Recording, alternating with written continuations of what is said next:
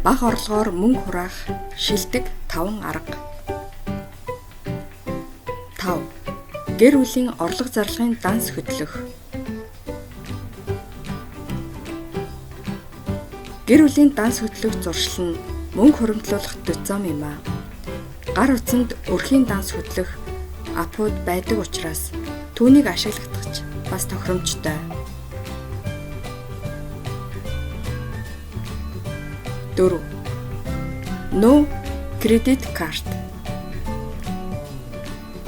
Тохируулж хэрэглүүл зүгээрч хэтрүүлж хэрэглүүл хадгаламжиндаа мөнгө хуримтлуулах боломжгүй. 3. Банкнд хадгаламжийн дэвтэр, зарлагын дэвтрийг тус тусад нь нээлгэх. Хадгаламжийн дэвтэртэй карт хийлгүүлээд хэрэггүй бөгөөд зөвхөн зарлагын даасандаа л карт хийлгэх нь зөв. 2. Тууштайгаар мөнгөө хадгалах. Хадгаламжаа өсгөх буюу төлөвлөгөөтэй хадгаламжаар дамжуулан мөнгөө хамаагүй өрөхгүй байх.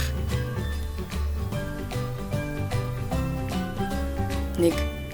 Төлөвлөгөөтэй зарцуулах. Гарцаагүй хэрэглээгээл авах. Хэрэггүй зүйл зарлага гаргахгүй байх. Сар бүр хэдэн төгрөг зарцуулдгаа тооцож төлөвлөгөөтэй зарцуулбал мөнгө хураах боломжтой.